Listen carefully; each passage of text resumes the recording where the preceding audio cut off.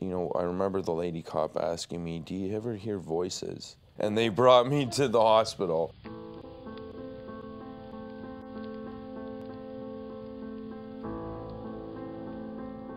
I was not in a good place. I wasn't well. There was suicide attempts, there was cutting, there was the whole sort of that thing. I had a really severe first breakdown. I almost died. Long story short is I ended up on the street.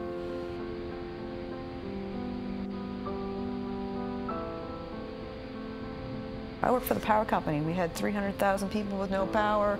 All the trees were blown down. It was an incredibly stressful situation.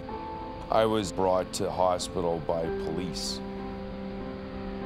I got on a plane to Toronto, and I was just freaking out. I thought the stewardess was trying to kill me. I could hear on the PA they're looking for a lady in a wolf jacket. I had a wolf fur collar on my coat, and I got really frightened they were going to kill me. Thank you for calling Nova Scotia Power. This is Lynn. I couldn't do it anymore. I couldn't do it. I couldn't be that happy face. The voice in my head was the death talk.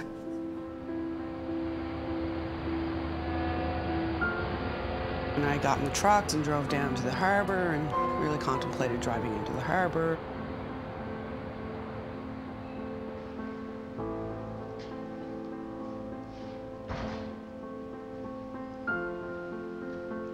I just ran out the first door, and it was a snowstorm, and I ran away in the snowstorm. The forecast, cloudy skies with flurries today. We can expect up to an inch of snow and a high of near 30. Overnight flurries will increase with total accumulations of 3 inches. Tonight's low 15. And I didn't want people to recognize me. I thought they were looking for me, so I had a parka with 2 layers on it. I took that off and I threw it away. And then I saw people driving by in an overpass in a car, and it was like a whole bunch of people, and I knew them, right? They were people I knew, and they were laughing at me. I lost it. And I remember my boss saying to me, like, "I need you to do this." And I said, "You need to get away from me." And I left. And I unraveled, and I slept under my blankets for days and weeks and months.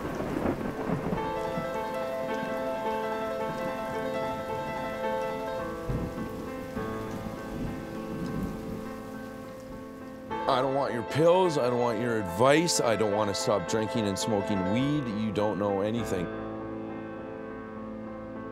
It's impossible to help someone like that. I didn't want to take medication. I was probably every doctor's worst patient because I wasn't into that. Had no interest in that, and I figured I could fix myself. Self-medicating with drugs and alcohol to deal with your mood problems may be a temporary solution, but in the long run, it just exacerbates things. For me, there was definitely an alcohol component of it, because I was definitely self-medicating. I would drink at lunch. One day I said, "You know what, I need to see somebody that can help me figure this out."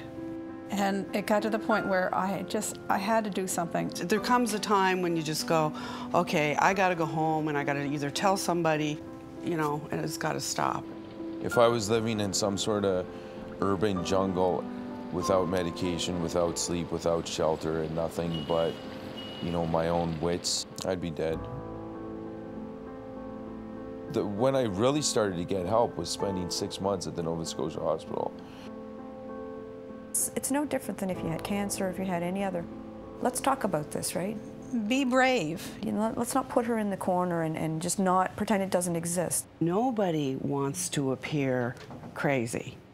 Let's talk about it. It's the fear of what people are going to say when you tell them. It is tough, like you said. You know, people at home, they know, but in the workplace, there's a different kind of level of stigma because they're looking at me. Is she competent in her job? Can she actually do her job? I've never been honest with an employer and said I had a mental illness. Yeah, I understand it's a risk, but I think it's better to just come out and tell everyone, this is my thing, this is going to happen sometimes, and the only way I'm going to stay stable is if I have support from all of you people.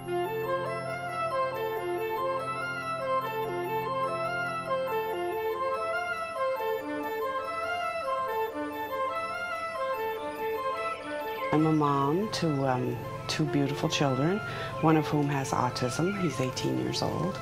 And for the last 12 years of my life, I've been working as an advocate in the autism community. Executive Director of Autism Cape Breton in Sydney. Like, work is like the new drug of choice for me. Yesterday, like, I just did 2 fundraisers in one day. Wow. And it was like so fun.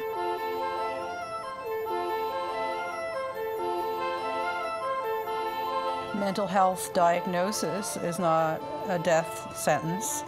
Just keep fighting. You have to just keep going.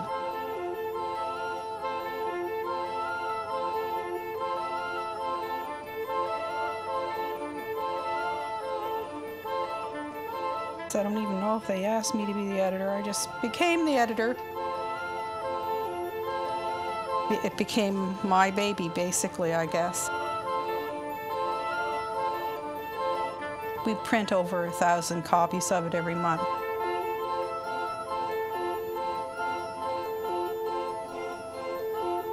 People told him to divorce me, but he didn't. He stuck by me, and that made all the difference.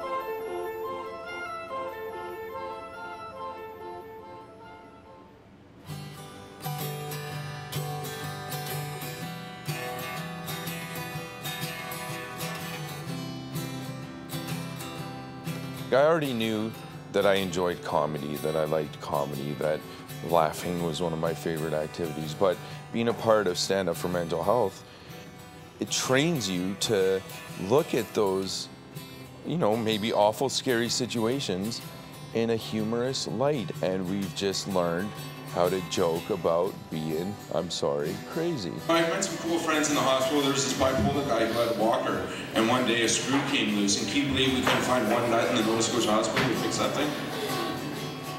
Had enough of this bipolar. I would drink and do drugs as my recreation and way of coping. Now, you know, I've discovered other things that I love to do that are healthy.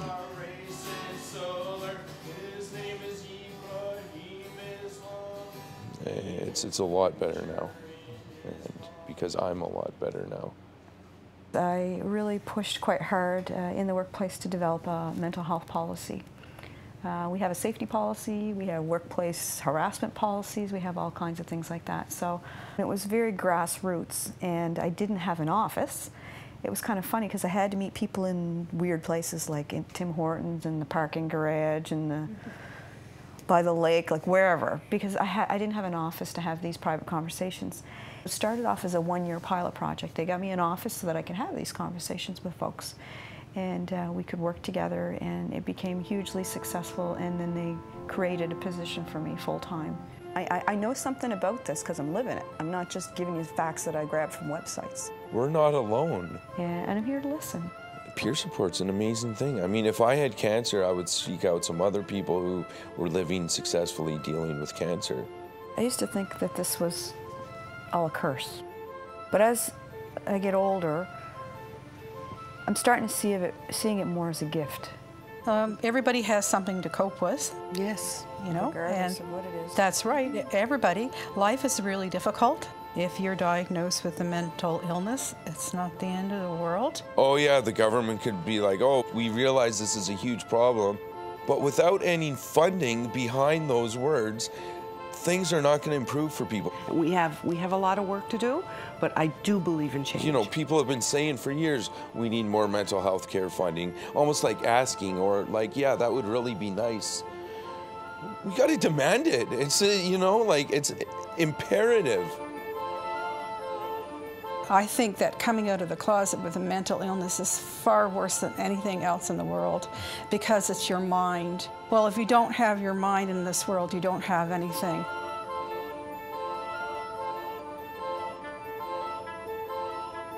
It makes me think of Jack Layton and his words, you know, optimism is better than despair.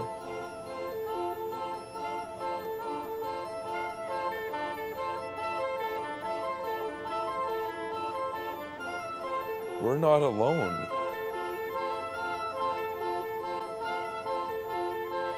But every single time that I do a presentation and I talk about it, and I talk about my own situation, my own story, I always say, does anybody have any questions? And there's never questions, ever questions. But every single time I go back to my office, there's always a voicemail, there's always an email. Yes. Every time. So to me, somebody was listening in that room, and I consider that to be success.